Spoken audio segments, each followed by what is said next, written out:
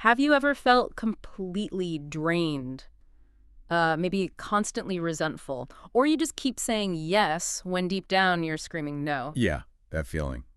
If that sounds familiar, then this deep dive is definitely for you. Today, we're getting into the essential art of setting boundaries. It can be incredibly challenging, as a problem. Absolutely. And our mission today is really to unpack some surprising truths about boundaries. Drawing heavily from Nancy Levin's book, Setting Boundaries, will set you free. Okay. We want to look at why it's so hard, and crucially, how getting them back can totally transform your relationships, your energy, your freedom. Oh Really. my God. We've pulled out the key insights, the practical stuff, and some powerful stories from her work to get us all thinking. Great. So let's start there. When we say boundaries, what are we actually talking about? Because it feels like it's more than just saying no. Oh, much more. According to Levin, a boundary is, she calls it the marker where healthier your life becomes. Mhm. And it's not just physical space. It's mental, emotional, it's your time, your energy, Yeah. all those limits. Defining capacity, basically. Exactly. Right. Across the board. What I find fascinating is how Levin links this directly to self-worth. Can you unpack that a bit? Yeah, that's a core piece. She points out this rub, as she calls it.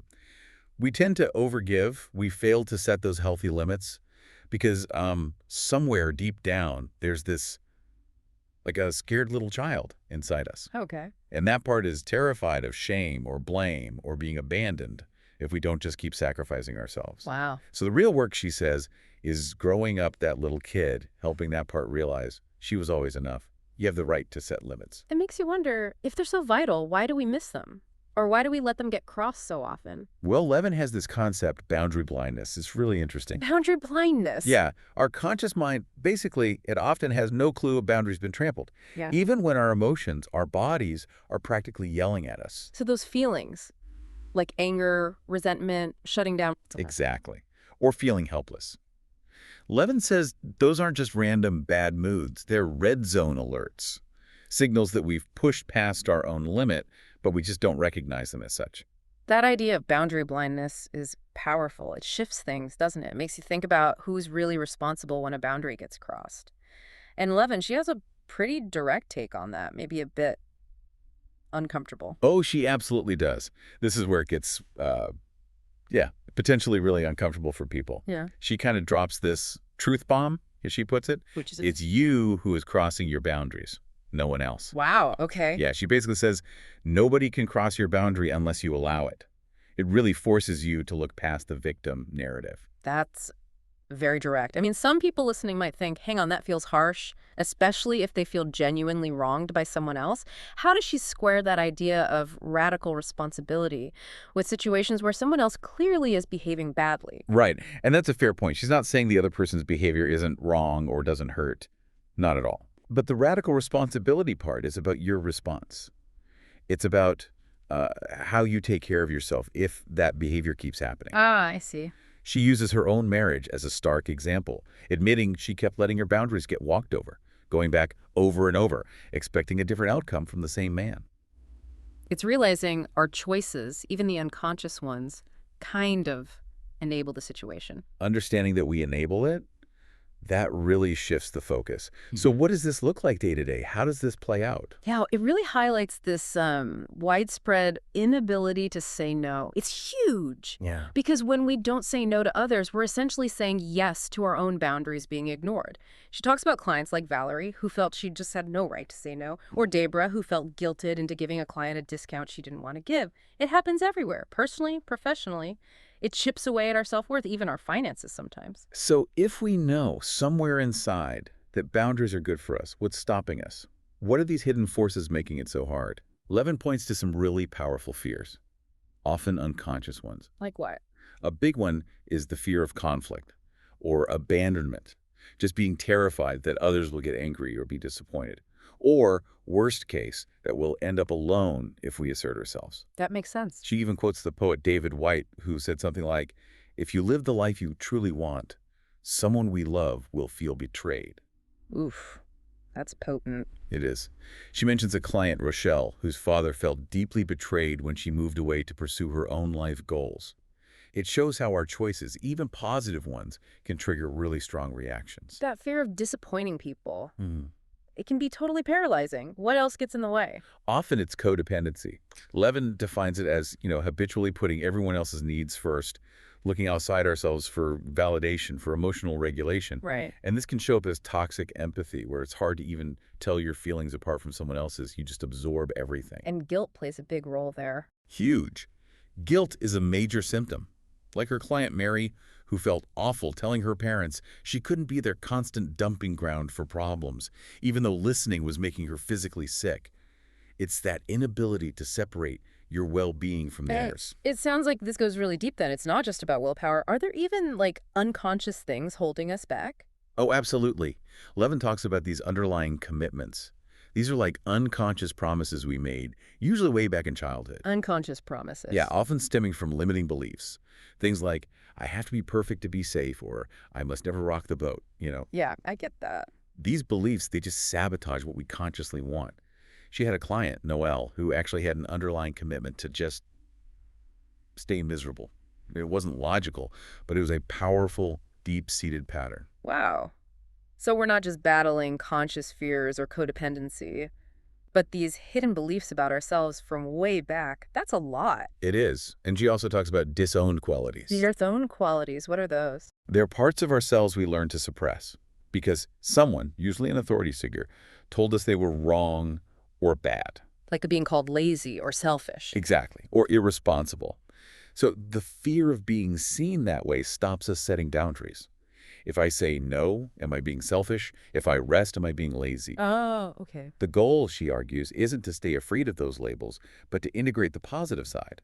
Like, selfishness can actually become healthy self-care. Laziness can become necessary relaxation.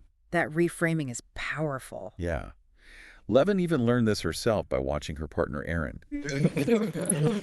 She really saw it as maybe lazy, but then realized, no, it was a healthy ability to recharge and prioritize rest, something she needed to learn. And it sounds like we also construct quite elaborate stories or excuses to avoid setting them to. Yes. Excuses, she says, are how we keep our resistance going. They often sound really logical, oh, I could never do that because, or I just don't know how to. Right. But she points out they're usually projections, fears about the future, not actual facts right now, like saying, nobody would hire me at my age. The fact might be, I don't have savings, and that's driving the fear and the excuse. So the excuses are really self-sabotage, keeping us stuck. Pretty much. Keeping us in our comfort zone, even if that zone is actually uncomfortable. It stops us taking the action we need to take. Okay, so if avoiding boundaries has such a high cost, what exactly are we sacrificing? What's the real price of staying quiet? Levin puts it very bluntly. We're choosing long-term suffering over short-term discomfort. Ouch. Yeah. She says, trying to have harmony at all costs in our relationships creates disharmony inside ourselves. And that internal disharmony, it eventually takes its toll. Physically, emotionally, relationally, it's like a slow leak. Can you give us some examples from the book? Ones that really show that long-term suffering. Sure. There's Tina, who worked 2 stressful jobs for the same company for years because she was just afraid to say no or ask for what she deserved. Years. Yeah. Or Jessica, who spent ages managing a motel she hated and wanted to sell, just sacrificing her own time, energy, and goals. Judy stayed in a really unhappy relationship for over 6 years just to avoid the pain and discomfort of the breakup itself. Yeah. 6 years of unhappiness versus, a period of difficulty. That puts it in perspective. Definitely. Yeah. And Paula, another client, saw her co-leader actually cause more trouble and resentment by avoiding setting a clear boundary up front than if he just said no right away. Interesting. So sometimes avoiding the conflict creates more conflict down the line. Often. And Levin even shares something deeply personal, that her own affair was, in a way, a sideways assertion, a really unhealthy way of trying to get needs met that she constantly denied within her marriage. That's incredibly honest. It is, and it leads her to ask this really piercing question. If your relationship cannot survive you naming and claiming your needs, what kind of relationship is it? That's one for everyone listening to really sit with. That is a tough question, but so necessary. Okay, this feels like challenging work, but clearly vital. So how do we actually start? How do we go from knowing this stuff to actually doing it? Right, the action part. Levin lays out a path to becoming what she calls a boundary badass. And she stresses positive action is required. You have to do something. Makes sense. And here's a crucial insight. It's nobody else's job to maintain or respect your boundaries. That's on you. Okay, that's important. You can pretty much count on people pushing the boundaries you've already set, so you have to be prepared to draw a line in the sand over and over. Like the client Renee with her kids. Exactly. Her kids learned that maybe just meant yes eventually. Hmm. So she had to get really clear and consistent. Setting boundaries often isn't a one-shot deal. It requires upkeep. Okay, so if we decide to act, what does that action look like? How does she suggest we actually, say it, have those conversations? She really recommends scripting your boundaries beforehand, thinking about what you want to say. Scripting, like writing it down. Yeah, or at least planning it out. Using I statements is key. Focus on your feelings and what you will do, not blaming them. So like when you do X, I feel Y. So I will do Z. Exactly that format. And importantly, she says, avoid blaming them or apologizing unnecessarily for your needs. Okay. For situations that come up repeatedly, she suggests developing a company line, like a simple, standard phrase you can just repeat calmly to reinforce your boundary. A company line, I like that. Yeah. Her client Priya used this really well with her family after a breakup to handle intrusive questions. It's like having a prepared professional response ready instead of getting flustered. Does she suggest we tackle the biggest, scariest boundaries first or build up to it? Definitely build up. No, she advises starting with beginner boundaries. Beginner boundaries? Yeah, practice ones. Things that are pretty low anxiety, not likely to cause a huge drama. She calls them low stakes or medium impact limits. Okay, like what? Could be anything, really. Bob setting a clear deadline at work. Margaret being firm but kind with a yoga student who kept pushing. Even setting self-boundaries, like deciding not to eat after 7 p.m., or limiting how much advice you give your sibling if it drains you. Self-boundaries count too. Absolutely. It's all about building that boundary-setting muscle, getting used to the feeling, like she says, practice makes awesome. Not perfect, awesome. Gradual, consistent effort. Right, practice makes awesome. I like that. And then after we've built that muscle, then come the really tough ones, the bottom line boundaries. Exactly. Those are the non-negotiables, the limits that are absolutely essential for your well-being, physical, emotional, financial. Like Valerie leaving an abusive relationship. Precisely. Or Elaine setting really firm financial boundaries with her adult son who kept asking for money. These are the big ones where you cannot compromise your safety or core needs. How does she suggest approaching those? They must feel terrifying. They can be. And for these high-stakes ones, Levin actually recommends adding an energetic step. Visualization. Visualization. Yeah. Like imagining it going well. Yeah. She shares examples of clients visualizing positive outcomes before the difficult conversation, like dealing with the DMV or talking to a difficult doctor. She even cites studies on athletes visualizing success. Interesting. The idea is to mentally rehearse success, to cultivate a sense of calm, confidence, and the desired outcome in your mind before you even walk into the room or pick up the phone. Prepare yourself energetically. Okay, so after all this work, facing the fears, practicing the conversations, visualizing success, what's the ultimate reward? What's the gift on the other side of becoming this boundary badass? It's a really profound shift towards what she calls healthy selfishness. Healthy selfishness.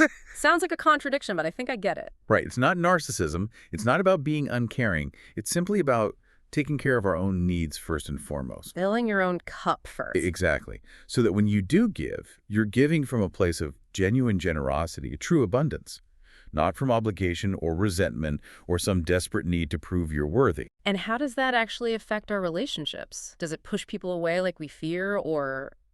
Paradoxically, it usually improves them, often dramatically. Really? Yeah, because when you remove all that simmering resentment and those unspoken expectations that build up when boundaries aren't set, relationships can actually flourish in truthfulness and authenticity. That makes sense. Less underlying tension. Totally. Levin puts it perfectly. Connection will always be more powerful and satisfying than consensus or agreement. Showing up as your true self, boundaries and all, allows for much deeper, more honest connections. So this whole journey, it's not just about healthier relationships. It leads to more fulfilling lives overall. It sounds genuinely life-changing. It really can be. Her clients, people like Stephanie, Jessica, Tina, Paula, they talk about feeling liberated, having way more self-respect, living these vibrant lives they didn't think were possible. Wow. They went from feeling oblivious, maybe trying to be non-threatening, to feeling this, like a sleeping dragon inside, waking up, finding their power. That's a great image. Isn't it? The whole energy around setting boundaries can shift from something you dread to something exciting. It can lead to a life that's almost unrecognizable from the past because it's finally yours, designed by you, for you, rooted in self-respect. We've covered so much today, really taken a deep dive into the power of boundaries, faced some of those fears, and looked at practical steps towards, well, more freedom and authenticity. It's clearly way more than just saying no. It's a huge act of self-love. It really is. Which brings us maybe to a final thought for everyone listening to chew on. What's the real cost, the long-term cost of not setting that boundary you know you need to set, the one you've been avoiding? Hmm. And flip side, what kind of life could you actually create if you started to embrace that healthy selfishness? Yeah. If you started your own journey to becoming a boundary badass? Food for thought. And remember, as Nancy Levin says, Practice makes awesome.